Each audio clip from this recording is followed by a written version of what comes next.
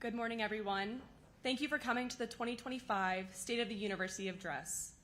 My name is Courtney Tax. I'm a senior in the Honors College here at USC studying political science and public health, and I have the privilege of serving as student body president. It is my honor today to introduce President Michael Amaritis to deliver his 2025 State of the University Address to USC. Michael Amaritis became the University of South Carolina's 30th president 3 years ago on July 1st, 2022. Today marks his third State of the University Address. Today, the President will reflect on some of the highlights of the past year and share insights about the future of the university. Please join me in welcoming President Michael Amaritis to the podium for this special occasion.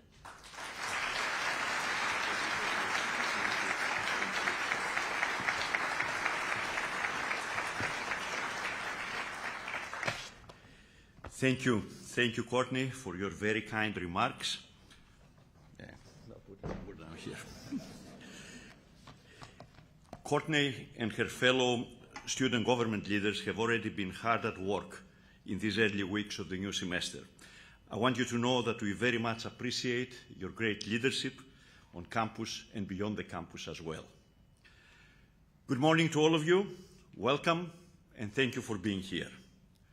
It is a privilege for me to work with every one of you in support of the success of our university. I want to recognize and thank the members of our Board of Trustees who are joining us this morning and the Chairman of the Board, Thad Westbrook, as well as the members of the Board of Visitors. Over the past 3 years, we have worked diligently together to advance our ambitious goals for USC. Your dedication to our university has provided vital support at every step. And I'm delighted to see our mayor here as well, and I know how much engaged he is with the university. On countless occasions, I have stood before you and shared the words contained in our seal. Learning humanizes character and does not permit it to be cruel. We're living in a time when differences of opinion become divisions. Divisions among groups, among colleagues, among friends, even among family members, and in some cases tragically lead to violence and bloodshed. The assassination of Charlie Kirk on a university campus, as well as other terrible events in recent months in different parts of our country, are never justifiable in our society. As an academic community, we're obligated to continue the work of humanizing character, bridging our differences, and not permitting cruelty. To continue investing in transformative research that drives innovation and improves the quality of life for all. And to continue engagement with our communities, focusing on what unites us as fellow citizens and building a stronger South Carolina and a stronger society. This is how we should be living our mission and amplifying our impact. You have also heard me talking about our university's momentum during a challenging era for higher education. This is still true despite the increase in the challenges, since we operate in a complex landscape that seems to be evolving daily. But our momentum not only keeps us moving forward, it also gives us more strength, and our energy drives us to even greater success. This is our new standard, and this is the state of our university in 25. We are achieving more, we are growing our impact, we are setting new records, and most importantly, we are delivering better outcomes for our students and for our state. The strength of our momentum comes from working together. The success of our university is not the work of a few individuals, but of our entire community. And in the next few minutes, we'll take a look at what we have accomplished this past year. I'd like to start by talking about some new faces who have joined my cabinet in the past year, as well as some familiar faces who have taken on new leadership roles at USC. These individuals are helping to shape Carolina's future. Dan Dillon became the Vice President for Marketing last November. During this presentation, I will share with you a video he and his group have provided for the beginning of a new USC marketing campaign. Jeremiah Donati came to USC in January of this year as our new athletics director. Just a few weeks ago, Jeremiah notched a great win by finalizing a new athletics agreement with Nike. Don't expect Nike shirts today. You will have to wait until next summer. Anna Edwards became my new chief of staff in January. Anna has been a cornerstone in our Division of Student Affairs and Academic Success for 2 decades. After 20 years in student affairs, she has seen everything and she has handled everything. Mary Ann Fitzpatrick is no stranger to many of you, but as of August 11th, she has a new role. Mary Ann has great academic experience in many administrative leadership roles, and she has now started a 2-year appointment as Executive Vice President for Academic Affairs and Provost. Craig Wilson is the newest face to join our leadership team. He is the new Chancellor of Palmetto College, and he started just 1 week ago. And finally, Sarah Kirby will join us next week as our first Associate Vice President for Clinical Affairs to oversee the planning, design, and execution of USC's new neurological and rehabilitation hospital and clinics. This is probably the most important project in our recent history, and we're excited to have Sarah's experienced leadership in this key position. The past year has been one for record-setting achievements across the university in enrollment, in research, in fundraising, and in legislative support, among many other areas. But let's start with our students. First, we set new records in applications for admission. This is very important because this number tells us how well our message is reaching prospective students. This year, 60,000 students submitted applications for admission. 60,000. This is an increase of 13% from the previous year and 43% since 22. Applications increased from South Carolina residents and from out-of-state students at roughly the same percentages. I want to thank the guru of enrollment, Scott Verzile, and his team for their excellent work. These prospective students want to come here because we have a nationally acclaimed first-year student experience, well-known and top-ranked academic programs, and growing opportunities for research, internships, and career-building skills.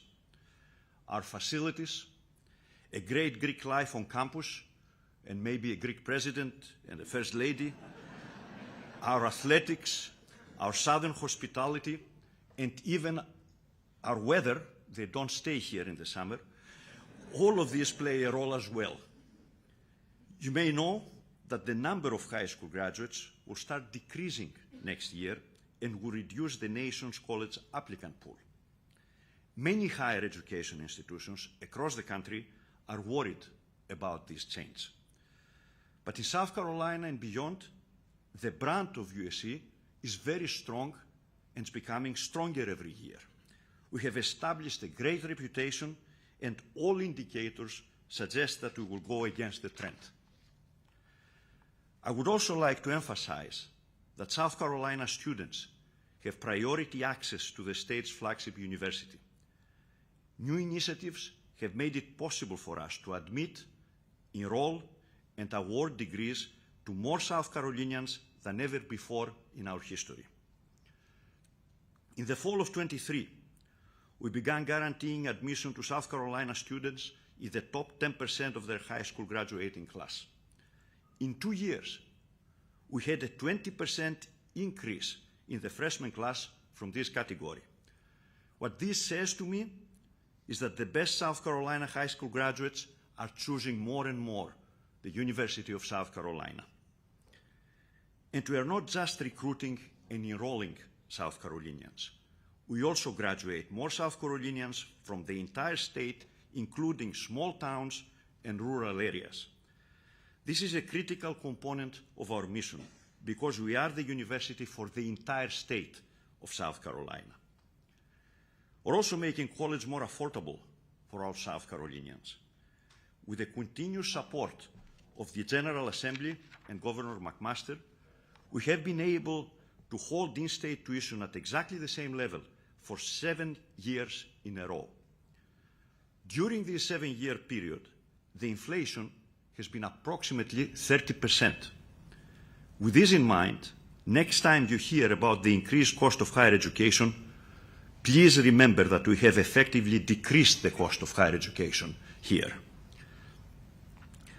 We're also in the second year of offering the USC Commitment, which covers the cost of tuition and fees for South Carolina students who come from lower income families, and they graduate in the top 10% of their high school class. We had 100 of them coming in the freshman class this year. After the record-breaking numbers of applications, it is no surprise that our enrollment numbers also reached new heights. We enrolled a record-setting 7,800 freshmen, and for the first time, enrollment crossed the 40,000 mark, with 40,200 students on campus this fall. We are growing. We are growing to meet the specific needs of our growing state and to fulfill our educational mission. And we are in the right position to balance this well with strong resources. As a result of our growth, last May, we awarded a record 6,062 degrees, and we had to add an extra ceremony to our spring commencement exercises. That was a lot of hands to shake. But frankly, I love it. I enjoy it, and I'm proud of each and every one of these graduates. 2 months after I became president in 2022, we held the first Imagine Carolina brainstorming retreat with hundreds of students who volunteered their ideas to improve the student experience on campus. It's time for a second retreat after 3 years, and we will do this again this coming Sunday. Over the last 3 years, we have taken action on many of our student suggestions. We significantly improved student advising, which they told us 3 years ago was a priority for them. 3 years later, with our new centralized advising system created by the Office of the Provost, we were recognized as a national leader in this area. 30 other universities, 30, because sometimes think I said 13, 30 other universities have consulted with us because of our success with the new advising model we have implemented. Overall, student satisfaction with advising has climbed to 85%, with improvement in all areas of advising: academic guidance, experiential learning, and career readiness. We have also made significant headway in improving Wi-Fi on campus. Vice President Bryce Bible and the Division of IT have greatly improved the wireless coverage in the Thomas, Cooper, and the Holling libraries, the Russell House, and the Kloskip and Cabral. And more classrooms and student spaces will be upgraded during this academic year. We have also increased the resources for mental and physical health, which was another very important need highlighted by the students. We adopted an integrated care model with student health services and counseling, and provided support in more than 50,000 student appointments last year. And campus recreation, which actually needs another facility with the number of students that we have, recorded nearly 750,000 student engagements last year with physical health, activity, and well-being opportunities. And then there is parking. And parking is always a challenge in an urban environment. But even there, we are making some gains. For example, we installed a new parking guidance system in the Bull Street garage with real-time guidance to open spaces and reminders also of where you parked through a new app. And we have expanded services such as night shuttles and increased the number of available parking permits. And the list goes on. But I want to confirm that our priorities continue to be consistent with the needs of our students, and I look forward to hearing from them on Sunday. I want to thank Vice President Rex Stoliver and the Student Affairs Division for the outstanding support they provide to our students. Another issue we are focusing on is artificial intelligence. This is going to provide an opportunity not only for our students, but also for our faculty and staff. AI is increasingly playing a role in all of our lives, and this is just the beginning. We want everyone to have the opportunity to learn more about this new set of tools and can be used effectively in their work. One of our most accomplished alumni, Darla Moore, was at the business school on Monday, and she made a very similar case to our students, much more elegantly than me today. In August, we became the first campus in the state to offer free enterprise access to ChatGPT for our entire university community. Already many of you are finding success with this tool, while others are learning at this point. We're excited about the possibilities, we're learning and adapting for the future, and we're positioned to be a leader among our national peers for the use of AI on campus. You may have heard me talk about the importance of internships in preparing our students for the transition from degree to career. With the financial support of our state, our South Carolina internship program is thriving. In the third year of this program, we're expanding in-state internships in high-demand industries in an effort to retain USC graduates in our state after graduation. To date, approximately 1,300 student applications have been approved, and more than $3.6 million has been awarded to fund internships at more than 400 businesses and organizations across our state. This fall, we added a fifth option to the list of undergraduate interdisciplinary certificates that we started 2 years ago. It should be no surprise that the newest certificate focuses on AI literacy, based on what I said just a few minutes ago. Every one of these certificates addresses the skills that employers nationwide are looking for, and we are enabling our students to gain these skills while at the same time they're completing their degrees. In 2023, we started with 25 students enrolling in one of the certificates. This fall, more than 1,200 students are taking advantage of these opportunities, and we don't count the ones that they have already graduated. Finally, we launched this past year a first-generation center and living and learning community in Maxey College under the leadership and the great work of the Office of the Provost. We have already received very positive feedback from the students, and the initial data we have indicates significant academic improvement among the students who are using the support provided by this center. We're also very proud of our student athletes. Once again, they had a great year. Our stellar women's basketball team and the world-renowned coach Dawn Staley, they won their third straight SEC championship, and they reached the NCAA Final Four for the fifth consecutive year. But it was not only Coach Staley's program that won an SEC championship. For the second year in our history, the Gamecocks won 3 SEC championships in a single season, with the equestrian and women's golf teams bringing home titles as well.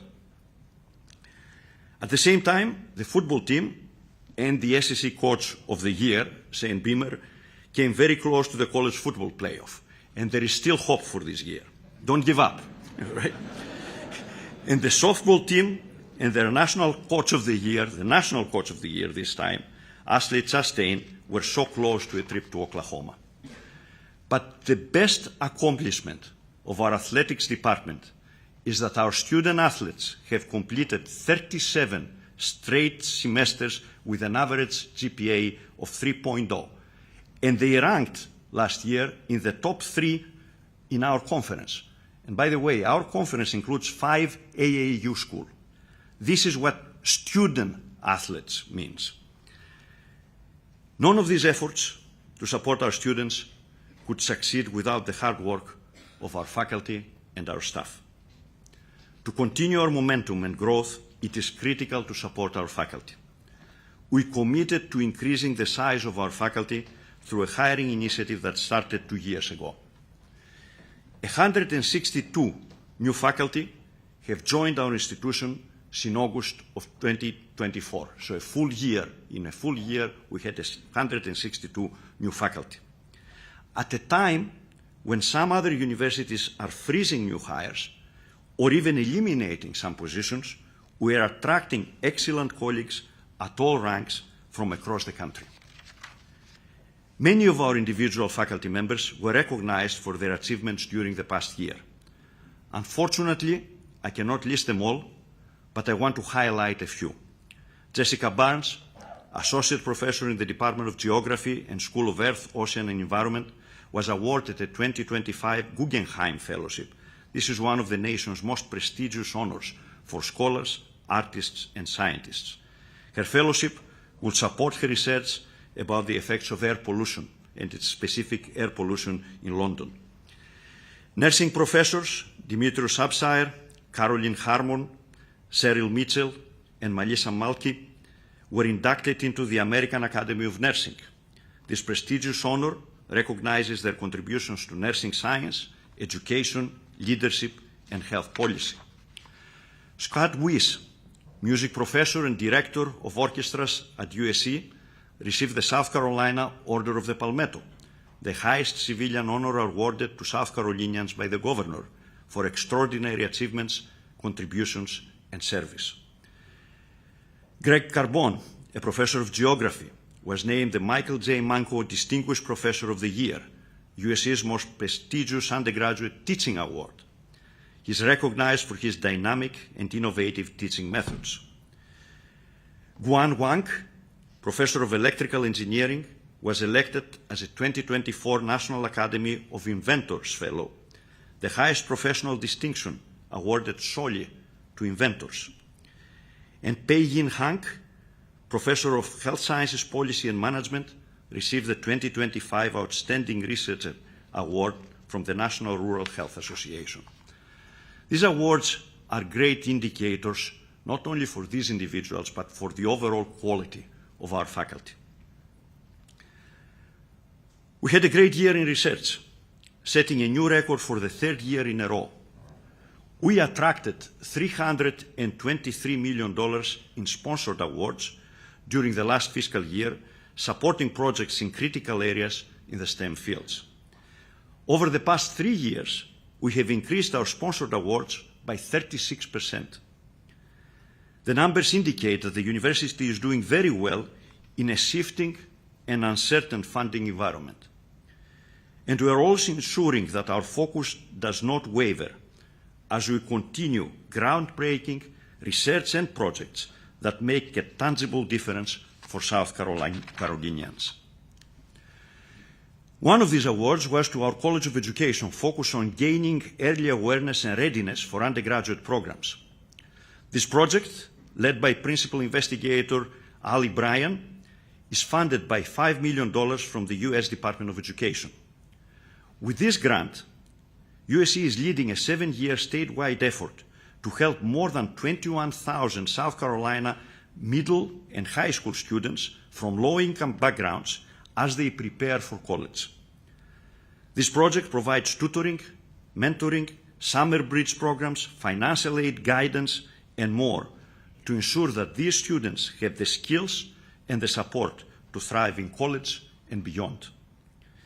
Another research project with a strong South Carolina and national impact is being led by Benjamin Jackson, a professor of orthopedic surgery at our School of Medicine in Columbia.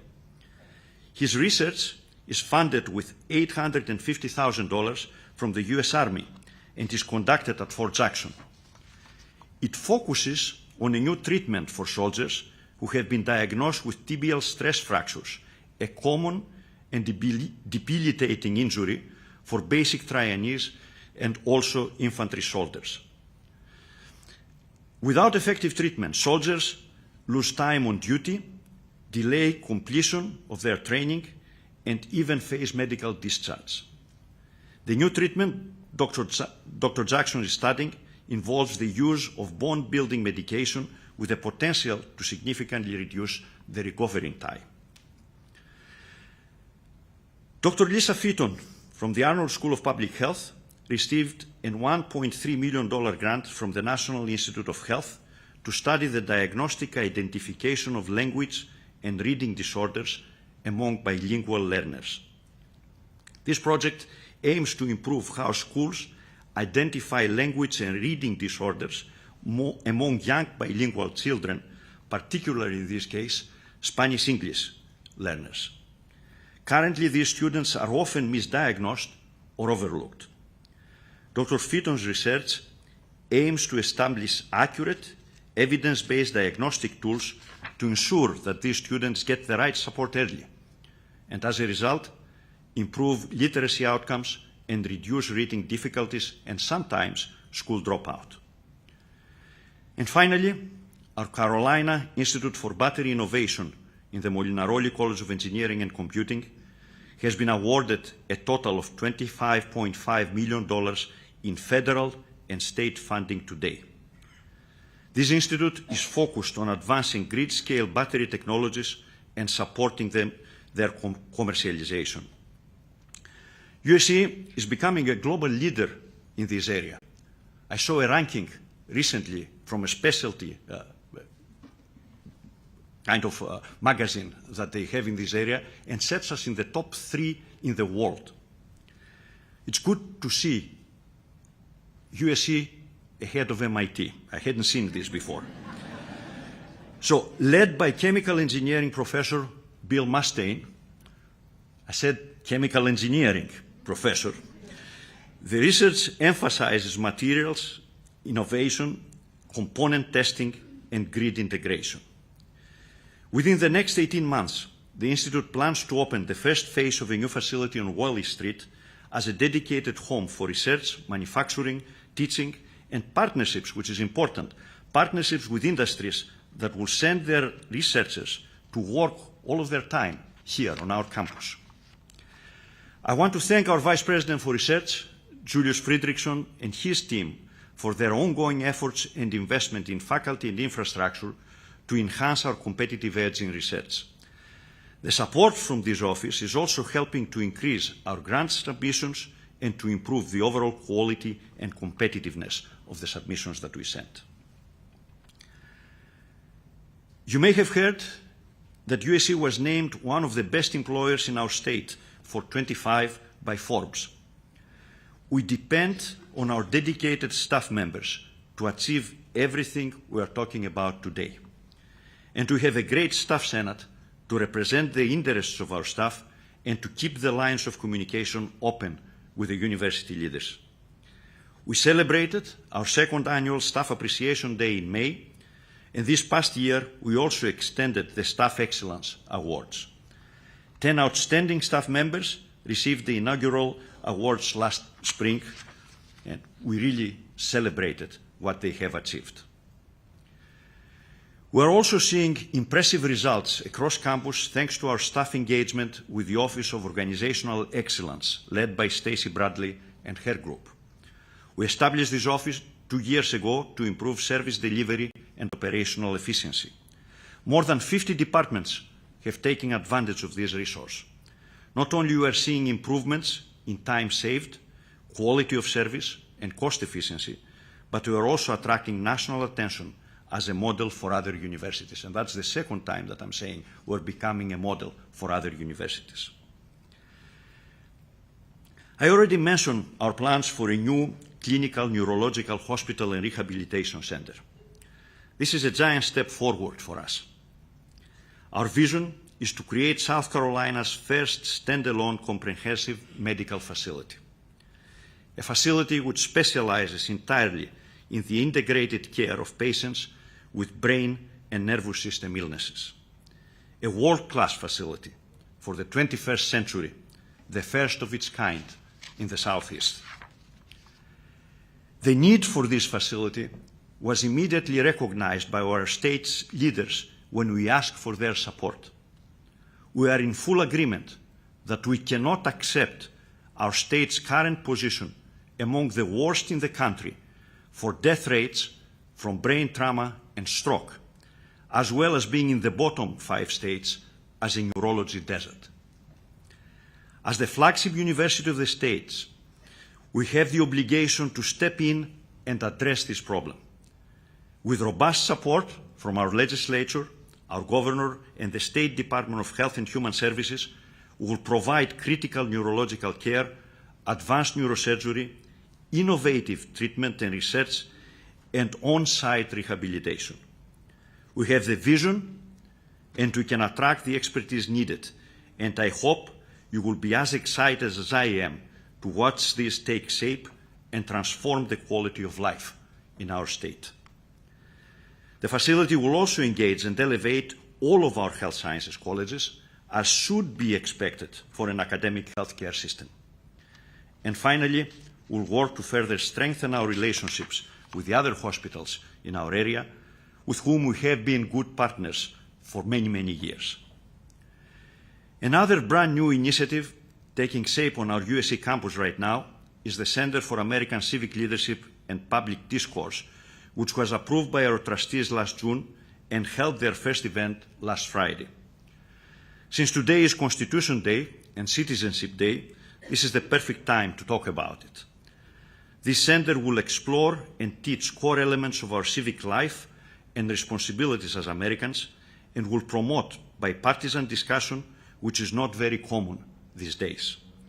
If you missed last Friday's excellent event, and I missed it too because we had thousands of parents that evening, there are lectures planned for tonight and tomorrow at the law school in honor of today's federal holiday. We cannot continue to achieve our goals without an improved infrastructure. Unless you have driven by the Bull Street district lately, most of you have probably not seen the cranes and the construction crews working at our new health sciences campus. But you will have the opportunity to see them soon on our main campus as our master plan moves forward with more projects in the coming year. We have already completed a few small projects just in time for the fall semester. In August, we held a ribbon cutting for the Garnet Station dining area on the first floor of the Russell House, and it has already become a popular destination for the students at the center of campus. One of the things our students asked for during Imagine Carolina in 22 was to improve the dining and seating options at our student union, and the Garnet Station accomplishes part of this. With the new facility, we served 17% more meals on the first day of class compared to the same day last year, which is a great progress. We also opened a new pedestrian bridge over Witt Street, making the walk from the South Quad to the main campus, and there's a lot of traffic there, not only a little bit shorter, but more importantly, safer. The East Tower of Science and Technology building was completed in time for the fall semester. We have added more classrooms, more labs, and all of them new and state-of-the-art, and study spaces to complete the work on this building at the intersection of Main and Green. Finally, the Thornwell Residence Hall will be completed. We will see the renovation there, which will be completed in October. This will allow us to start moving students from McBride to this modernized building right next to the Horseshoe. As I mentioned before, the cranes and hard hats are very visible at the Health Sciences campus.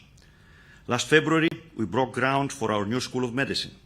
7 months later, you can see that several floors of the framework are in place, and the structure is already a visible feature of the skyline. Everything is on schedule, and we expect our School of Medicine to move there in the fall of 27. Nearby renovations are also progressing steadily at the 15 Med Park building that will house our USC Brain Health Center, which we are expecting to open to patients this coming spring. This building will be equipped to offer advanced diagnostics, treatments, and research. It will also serve as the hub for our statewide brain health network, which already has logged more than 1,000 patient visits at the first 4 clinics we opened this year in underserved communities across the South Carolina. These are all projects under construction today, but there is much more to come.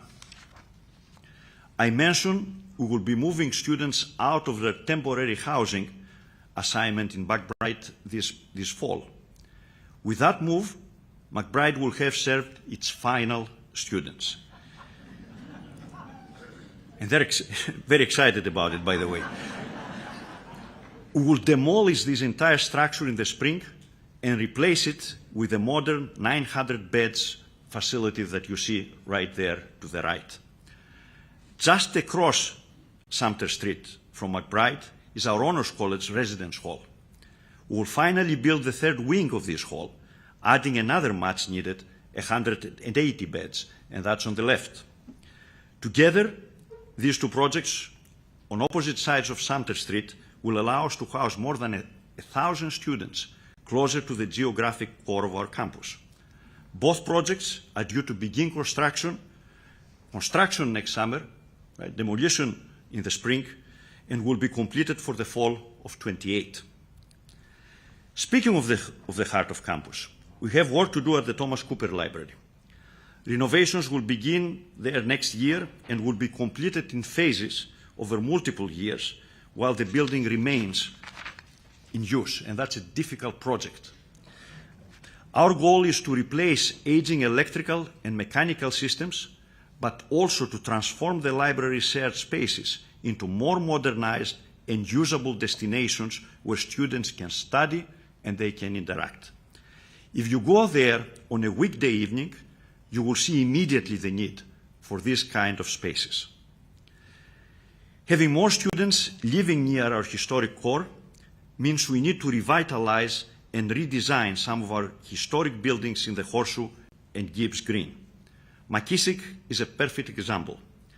This is the building that all prospective students go through when they visit, but only very few go back once they enroll.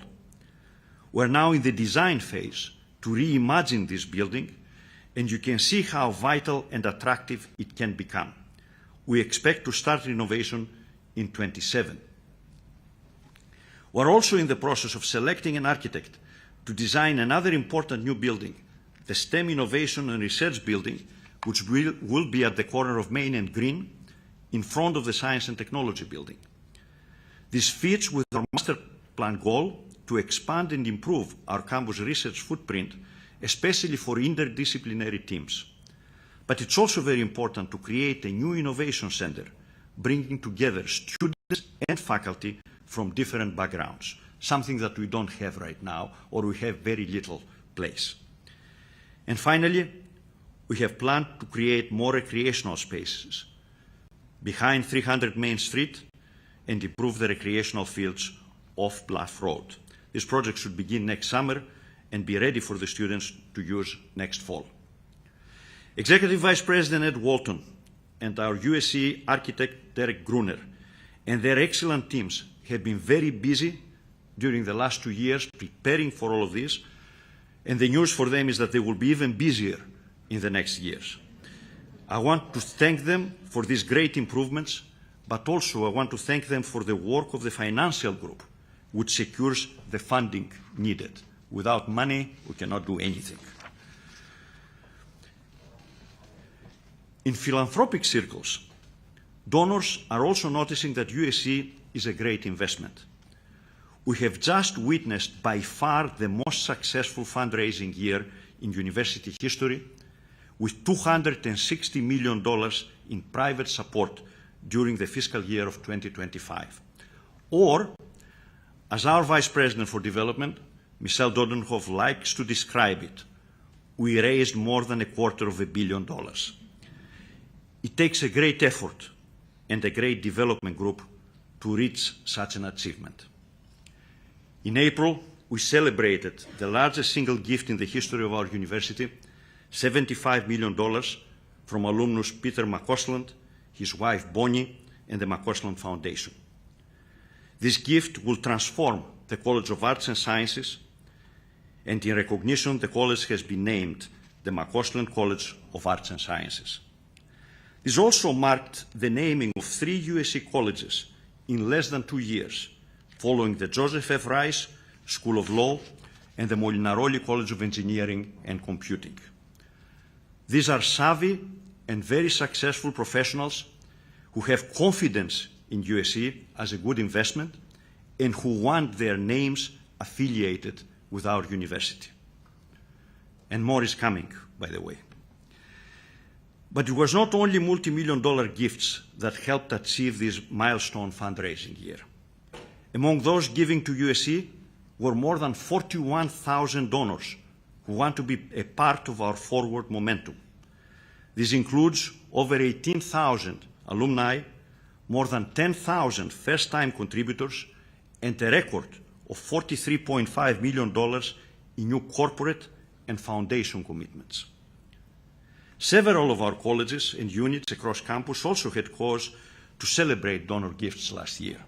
The School of Medicine in Columbia received its largest ever gift, an anonymous $23 million donation, and don't ask me, I don't know who these people were, to support interdisciplinary research, simulation-based learning, and scholarships. The Molinaroli College of Engineering and Computing announced a gift to establish the new Dr.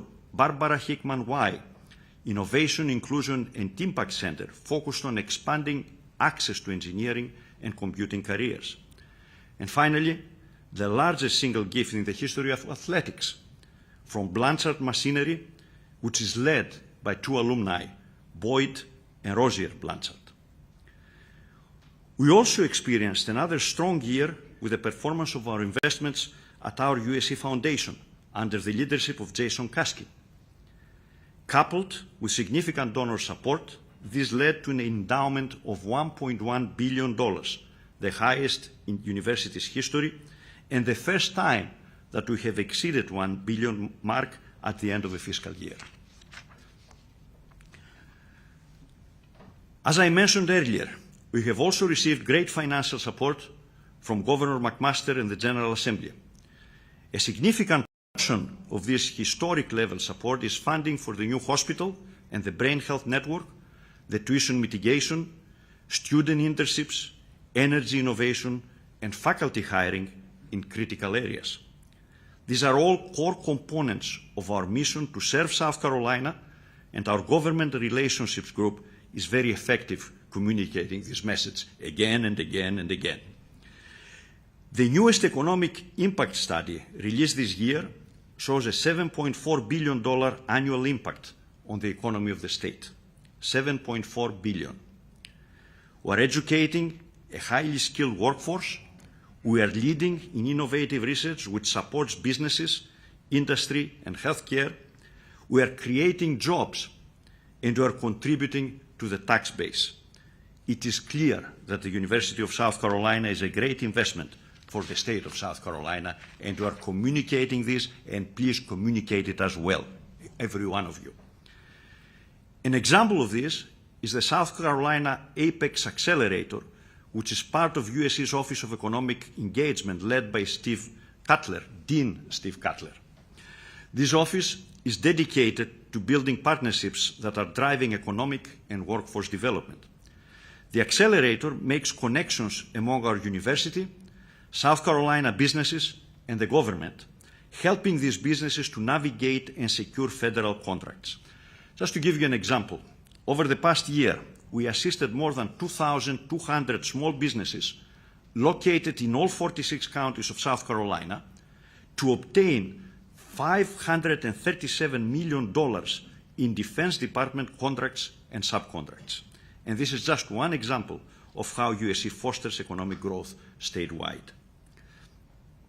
All right, I promised you a video this morning, and since nobody has left yet, we will do two of them. The time has come. Our Vice President for Marketing, Dan Dillon, and his brand collaborative team has been working to launch a new brand campaign, and the first ad in this campaign aired last Saturday. In case you missed it, let's watch it together now. Here at the University of South Carolina, I didn't have to choose between playing D1 ball and law school.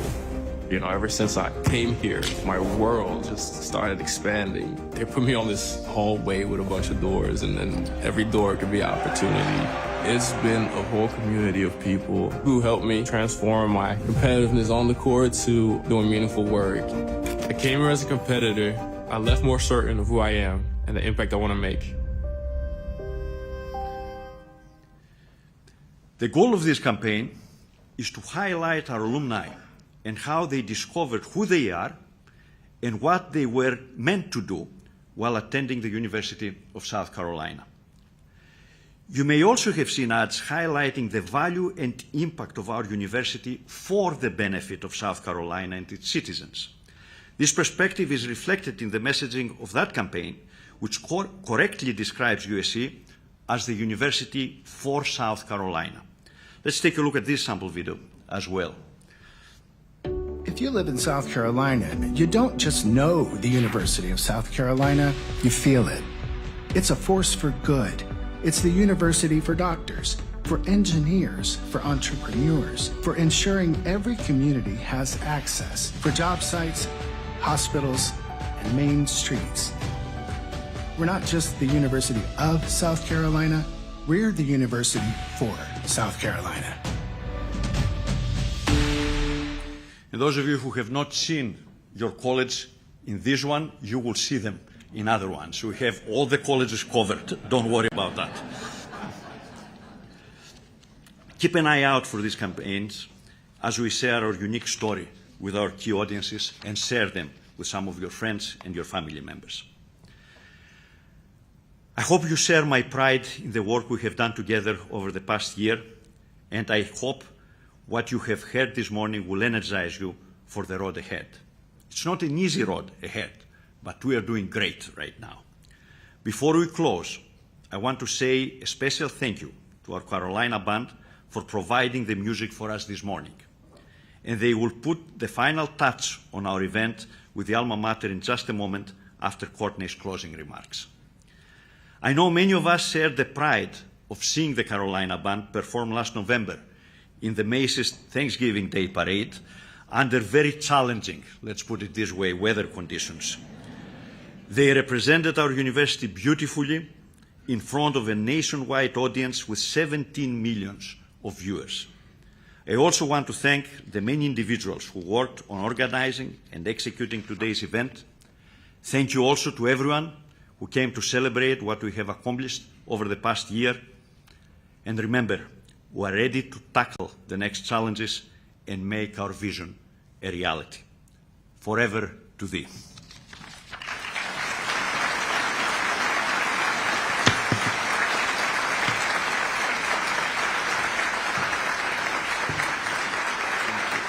I'm going to take my...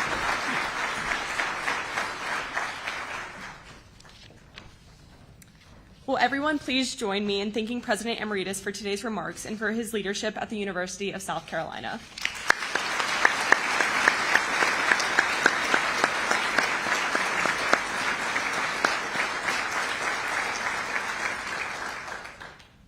When we leave the ballroom in just a few moments, you are invited to join us for refreshments in the hallway lounge. I want to let you know that today's event is a Garnet Bites event. Garnet Bites is a collaborative, web-based initiative on our campus that lets our students, staff, and faculty enjoy available food after a catered event, so we reduce food waste and help feed our community. Gamecocks are welcome to sign up online for notifications, and more than 1,500 people are currently subscribers. Before we close today's event, will you please help me close up this morning's event by singing the alma mater as we are led by the Carolina Band.